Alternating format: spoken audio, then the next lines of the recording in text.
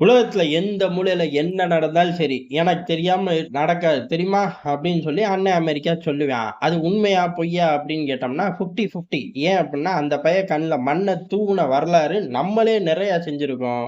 இதே மாரி பல உலக நாடுகள் செஞ்சிருக்கு. எந்த இடத்துல இவனுக்கு அடிஷனல் அட்வான்டேஜ் அப்படின்னா, இவன் ஊரு பூரா உளவு பார்ப்பான். உலகம் பூரா உளவு பார்ப்பான். மத்தவன்லாம் அப்படி கிடையாது. அவனோட போட்டி நாடு, எதிரி நாடுன்னு பட்டியல்ல ஒரு 10 பேர் இருந்தாலே பெரிய விஷயம். இவன் பட்டியல்ல மட்டும் அம்புட்டு பேர் இருப்பாய்ங்க. இப்படி ரவுடித்தனத்தையே ரொம்ப கெத்தா பண்ணிக்கிட்டு இருந்த அமெரிக்காவுக்கு இப்ப மிகப்பெரிய சோதனையான காலம். காரணம் என்ன? காரணம் அவனே தான். ட்ரேட் வார் அப்படின்னு சொல்லி வேர்ல்டு வார காட்டிலும் கொஞ்சம் டேஞ்சரான விளையாட்ட அசால்ட்டா வெள்ளை மாளிகையில உட்கார்ந்து ஆடலாம். நம்ம தான் கிங் ஆச்சே அப்படின்னு ட்ரம்போட மனநிலையில வந்த பைத்தியக்காரத்தனத்தோட உச்சம் இன்னைக்கு அமெரிக்காவே ஸ்தம்பிச்சு போய் நிக்குது. அந்த அளவுக்கு சம்பவம் ஆயிப்போச்சு. இல்ல நீ அமெரிக்கா மேல உள்ள கோவத்துல ரொம்ப திட்டுற அப்படின்னு நம்ம ஆட்கள் திட்டக்கூடும். உண்மையும் இதான். அமெரிக்கா மட்டும் ட்ரேட் வார் ஆரம்பிக்கல அப்படின்னா நிம்மதியா சீனாவுக்கு எதிரா போயிருக்கலாம். பிரிக்ஸ் ஒரு கவர்மெண்ட் ஸ்டாஃப் மாதிரி பைய வேலை பார்த்துக்கிட்டு இருப்பாங்க. எந்த நாட்டு கவர்மெண்ட் ஸ்டாஃப்னு கேட்கக்கூடாது என்கிட்ட வந்து. ஆனா இது எல்லாத்தையும் ஒண்ணா ட்ரிகர் பண்ணி விட்டது ட்ரேட் வாரு. இத ட்ரிகர் பண்ணி விட்டதே நீதான்டா அப்படின்னு சொல்லி இந்தியா இப்ப கெத்தா அவன் முன்னாடியே சொல்லிருச்சு. அதத்தான் விரிவா பார்க்க போறோம். இதுல மல்டிபிள் இன்டைரக்ட் சிக்னல்கள் டைரக்ட் சிக்னலாவே பல காலங்கள்ல குடுத்திருக்கு நாடுகள். வெளியில தான் பெருசா தெரியல. காரணம் என்ன அப்படின்னா, சீனா ஏற்கனவே பைய நம்ம கால்ல விழுந்துகிட்டே இருந்தான். நம்ம கூட அத ரசிச்சு பார்த்தோம். ஆனா அவன் திரைமறைவுல ஏற்கனவே அதாவது டாரிஃப் வார்ல என்னைய வச்சு செஞ்சிராதீங்கடா. நம்ம 2 பேரும் கூட்டணி சேர்ந்து வளர்ந்துக்குவோம் அப்படின்னு சொல்லி இந்தியாவுக்கு கடிதமே அனுப்பிச்சிருக்காய்ங்க. அந்த விஷயம் இப்ப ஃபிளாஷ் ஆகுது. அதாவது அதிபர் ஷி ஜின்பிங் இந்தியாவோட பிரசிடென்ட்க்கு கடிதம் அனுப்பிச்சிருக்காரு. ஏன் பிரைம் மினிஸ்டருக்கு அனுப்ப மாட்டாரா அப்படின்னு கேட்டா, அவனுங்களுக்கு படிப்பறிவு அவ்வளவுதான். அவங்க பிரசிடென்ட் அப்படிங்கிறனால இந்த பக்கம் உள்ள பிரசிடென்ட்க்கு தான் அனுப்புவாய்ங்க. இந்த பக்கம் பிரசிடென்ட் போஸ்டே இல்லடா அப்படின்னா என்ன பண்ணியிருப்பாய்ங்க? ஒருவேளை நம்ம ஊரு பிரசிடென்ட்க்கு அனுப்பிச்சிருப்பாங்களோ? செஞ்சாலும் செய்வாய்ங்க வெட்டி பயலுக.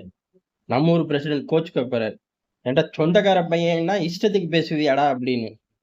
சரி. சாராம்சம் என்ன? சாராம்சம் சிம்பிள். அமெரிக்காவோட ட்ரேட் வார் என்னையே குழி தோண்டி புதைச்சிரும். நம்ம 2 பேரும் சேர்த்து சில விஷயங்கள விட்டு குடுத்து பயணிச்சோம் அப்புட்ன்னா, அமெரிக்காவே மிஞ்சிரலாம் அப்படிங்கிற மாரி ஏதோ ஆத்தி வச்சிருக்காய்ங்க. மொத்தத்தையும் சொல்லுவார்களா அப்படின்னு கேட்டா, மொத்தத்தையும் சொல்ல மாட்டார்கள். இன்னும் சொல்லப்போனா, அதிபர் ஷி ஜின்பிங் கடிதம் எழுதினத நம்ம ஆட்கள் சொல்லவே இல்ல. டெல்லி வட்டாரத்துல கசிய விடவே இல்ல. ஆனா இப்ப அமெரிக்க ஏஜென்சிகள் தான் சொல்லுது. ஏலே அவன் 2, 3 மாசத்துக்கு முன்னாடியே கடிதம் எழுதிட்டான். அதை யார்றா உன்ட்ட சொன்னது அப்படின்னு கேட்டா, பேர் சொல்ல விரும்பாத அதிகாரி. என்ன வெள்ளை மாளிகை அதிகாரிக்கு பதில் டெல்லி அதிகாரி இந்த தடவ லிஸ்ட்ல வந்துட்டாரு. வந்து பேர சொல்லாம விஷயத்த மட்டும் சொல்லிட்டாரு. விஷயம் சாராம்சத்த சொல்ல. Letter from China to India அப்படின்னு மட்டும் சொல்லிட்டாரு. இத இப்ப இந்தியாவும் ஒத்துக்க போறதில்ல, சீனாவும் ஒத்துக்க போறதில்ல. ஆனா சீனா கால்ல விழுந்திருக்கு. நேரடியாவே இந்தியா கிட்ட. இந்தியா எந்த சிக்னலையும் குடுக்கல. சிக்னல குடுக்காம இந்தியா எல்லைகள்ல என்ன வேலை வாங்க முடியுமோ வாங்கிட்டு இருந்திருக்கும். இது அமெரிக்காவுக்கு ஓரளவுக்காச்சும் ஸ்மெல் பண்ணியிருப்பாய்ங்க. அவனுங்களும் ஸ்மெல் பண்ணியிருக்காய்ங்க. ஓரளவுக்கு. ஸ்மெல் பண்ணதோட விளைவு தான், வெளிப்படையா நாங்க பாகிஸ்தானுக்கு சோறு ஊட்ட போறோம் அப்படின்னு சொன்னது. ஏன்? அமெரிக்கா கூப்பிட்டு தான் வெளிப்படையா சோறு ஊட்டுச்சே. நம்மளே 1000 தாட்டி திட்டியிருக்கோமே அப்படின்னு கேட்டா, அதுக்கு முன்னாடி செனட்ல உட்கார்ந்துட்டு சென்காம் தளபதி, இந்தியா முக்கியம். இந்தியா காட்டிலும் எல்லா காலங்கள்லயும் பாகிஸ்தான் நமக்கு முக்கியம் அப்படின்னு ஆத்துன்னு ஆத்துனதோட விளைவு நேரடியா ட்ரிகர பண்ணிருவோம் அப்படின்னு காட்டுறதா. நீ ட்ரிகர் பண்ணிக்க தாராளமா பாகிஸ்தானை வச்சு. நாங்க வெயிட் பண்ணிக்கிட்டே இருந்தோம். நேரம் பார்த்து சீனாவை ட்ரிகர் பண்ணி விட்டுறோங்கிற மாதிரி சீனா கூட இப்ப ஸ்மூத்தா சம்பவம் பண்ண ஆரம்பிச்சிட்டோம். டாரிஃப் போட்டதுக்கு அப்புறம் நம்ம சீனாவோட அனுசரிச்சு பயணிக்கிறோம்னு கிடையாது. டாரிஃப்க்கு முன்னாடியே ரூட் எடுத்துட்டோம். லான்ச்சுக்காக வெயிட் பண்ணோம். ட்ரம்ப்போட சமயம் பார்த்து, அதாவது ட்ரம்ப்புக்கு எப்ப பெரிய அளவு பேக் ஃபயர் ஆகுமோ அப்ப லான்ச்சை தட்டி விட்டோம். இது ஒரு மிகப்பெரிய சிரமம். இதை கணிக்காம விட்டுட்டு ஆடுன்னு ஆடி இப்ப ஏறக்குறைய அமெரிக்க வீதிகள்ல சுத்தி திரிய வேண்டியதுதான் அப்படிங்கிற நிலைமைக்கு அமெரிக்கா வந்து நிக்குது. பத்தாத குறைக்கு இன்னொரு வேலையும் பிரிக்ஸ் நாடுகள் செய்ய ஆரம்பிக்கிறார்கள். என்ன அப்படின்னா, கையிருப்புல கணிசமா எல்லா நாடுகளுமே டாலரையும் லோட் பண்ணுவார்கள், தங்கத்தையும் லோட் பண்ணுவார்கள். இப்ப பேரலரா மத்த நாட்டு கரன்சிகளையும் லோட் பண்ண ஆரம்பிச்சிருக்கார்கள். அப்படி மத்த நாட்டு கரன்சியை லோட் பண்றதுக்கு கொஞ்சூடு டாலரை லிக்விடேஷனும் பண்ற ஆரம்பிச்சிருக்கார்கள். இதுல பெரிய அளவு டாலர் சாம்ராஜ்யம் சரிஞ்சிருமா அப்படின்னு கேட்டா சரியாது. விடிஞ்சு எந்திரிச்ச உடனே சரியுமான்னு கேட்டா, சரியாது. அதே 88ல தான் நிக்கக்கூடும். அட பாவி! இன்னைக்கு ரேட்லயே தான் நிக்குங்கிறியா? அப்படின்னு கேட்டீங்கன்னா, நிக்கத்தான் செய்யும். இன்னைக்கு வெள்ளிக்கிழமை. ஆனா வருங்காலங்கள்ல பிரிக்ஸ் கரன்சி உருவாகாமயே, பிரிக்ஸ் கூட்டமைப்புக்குள்ள பெரிய அளவு டாலர் புழக்கத்த குறைக்க முடியும். இப்படி குறைக்கிறாய்ங்க அப்படின்னு கேட்டாலே நெஞ்சு வலி அமெரிக்காவுக்கு தன்னால வந்துரும். இப்ப யார கூப்பிட்டு எப்படி பேசுறது? இப்ப அமெரிக்காவுக்கு உள்ள பிரச்சனை என்ன அப்டின்னா, டாலர குறைக்காதீங்கடா அப்படின்னு கூப்பிட்டு பேச முடியாது. முதல்ல வர்த்தகத்த முடிடா அப்படிங்கணும். டாலர குறைக்க கூடாதுங்கிறதுக்கு தான் வர்த்தக சண்டையே ஆரம்பிச்சேன் அப்படின்னு அமெரிக்கா நிப்பான். வர்த்தக சண்டை நீ பாட்டு தனியா நின்னு போட்டுக்க. இப்ப எங்களுக்கு என்ன குறைஞ்சு போச்சு? உங்க ஊர்க்காரனுக்கும் லாஸு, எங்களுக்கும் லாஸு. ஆனா நாங்க புது பையர் புடிச்சிட்டோம்னா தப்பிச்சுருவோம்.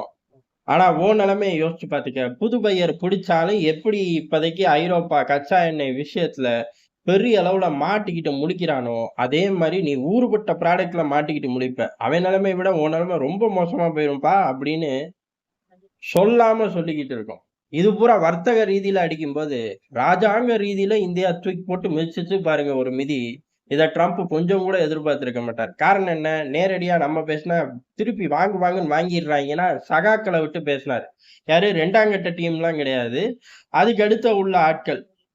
இந்தியாவுக்கு எதிரா பேசிக்கிட்டு இருந்தாய்ங்க. இப்ப இந்தியாவும் அதே மாரி அடுத்த கட்ட ஆட்கள வச்சு பெரிய அளவு சம்பவம் பண்ண ஆரம்பிச்சிருது. அதாவது ட்ரம்ப பொறுத்தவரையும் பெரிய அளவு அவரு உலகம் பூரா சமாதானத்த கொண்டு வர சமாதான புறா நோபல் பிரைஸ் எனக்கு தந்தே ஆகணும்லாம் நிக்கிறாரு. உண்மையிலேயே அவர் மிகப்பெரிய சமாதான புறா தான்யா. அவர மாரி 2 நாடுகள சேர்த்து வைக்கிறக்கு ஒரு பயலாலயும் முடியாது. இப்ப கூட பாரு, சீனா கூட மல்லு கட்டிக்கிட்டு நின்னோம்.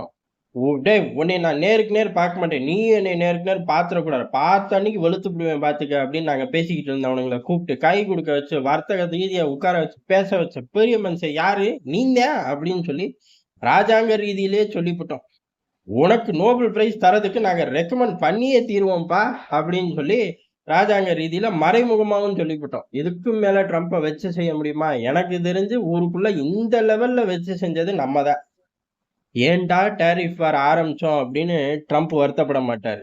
ஆனா ஏன்டா இந்தியா கூட டாரிஃப் வார் ஆரம்பிச்சோம் அப்படின்னு கட்டாயம் வருத்தப்படுவார் அப்படிங்கிறது தான் எதார்த்தமான உண்மை.